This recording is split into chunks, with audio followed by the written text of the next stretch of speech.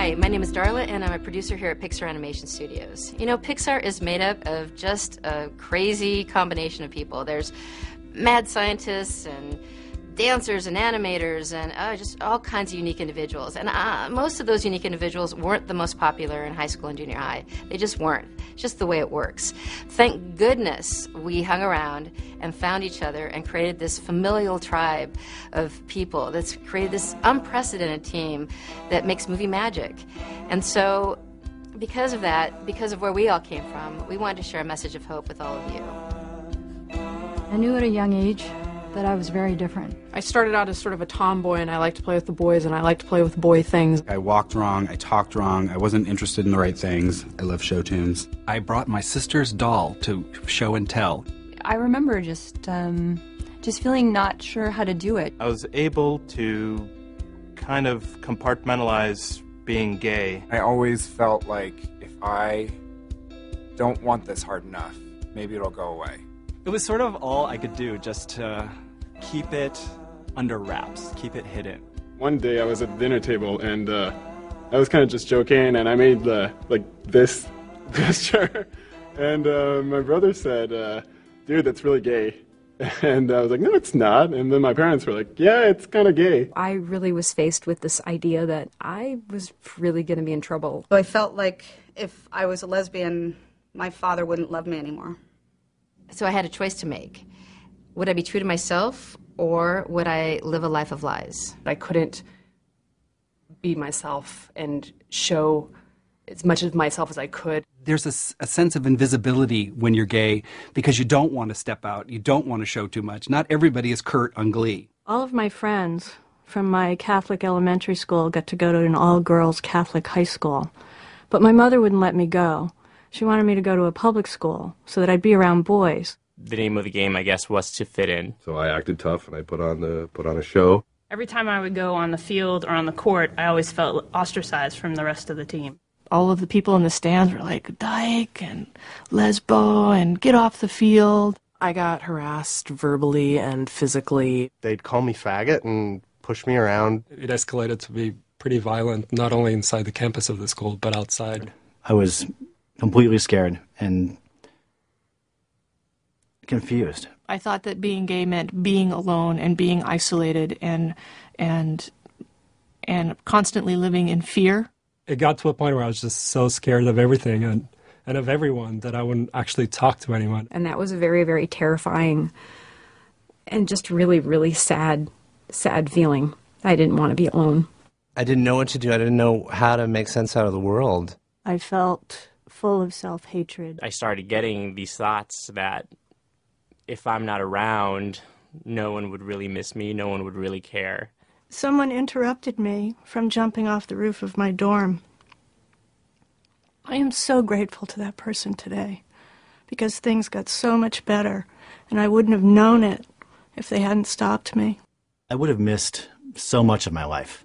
I would have missed an entire future that was genuine. I would have missed an authentic way of living. And making your own friends for the first time. Making art, discovering new music. Going to birthday parties with my daughter's friends. A dance group, which was super cool. I got to travel with them. Walking into a gay bar and feeling like you really belonged. I would have missed great friends, great relationships. The most amazing experiences that you can have with a friend. I would have missed meeting Colin, my amazing cube mate.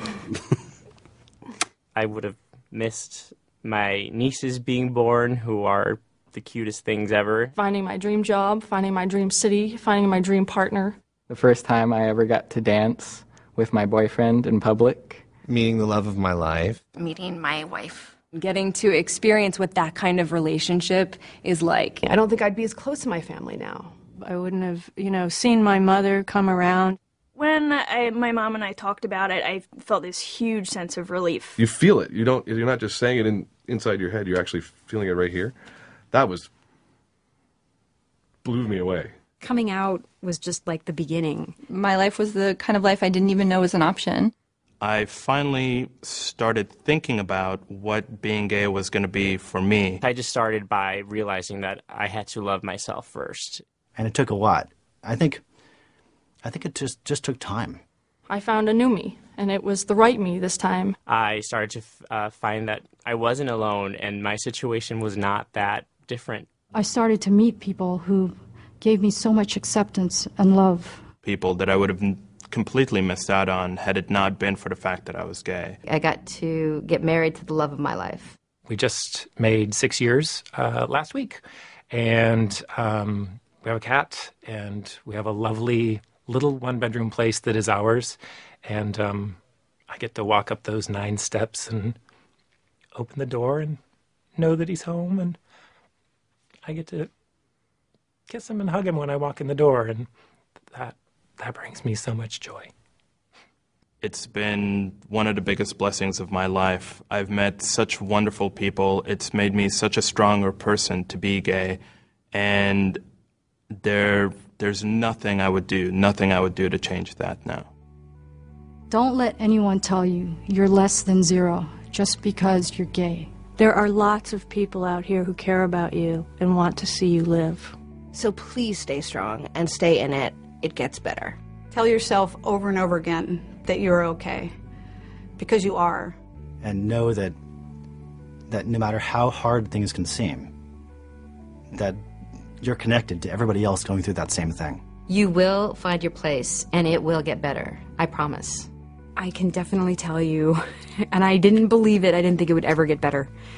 But it really, really does get better. Focus on the future. Don't focus on the problems that you're going through right now. Focus on the greatness of your life that's going to become. Find someone, anyone that you can confide in, that you think will support you and help you and love you unconditionally. And if that person is not helpful, then drop them immediately and go to another person. Know that somewhere out there you can make a connection with someone else who feels just like you do, or similar to how you do, and wants you around, and wants to give you a big hug and tell you that everything's all right and that it does get better. If I could just come through the screen right now and just give you a big hug and tell you it gets better, I would totally do that. I promise you that it not only gets better, but it's so much more than you could possibly imagine. It is so beautiful, the things that life has waiting for you. It will get better. It gets better. It gets better. It gets better. It gets better. It gets better. It gets really better. Everything gets better. It gets better. It gets great.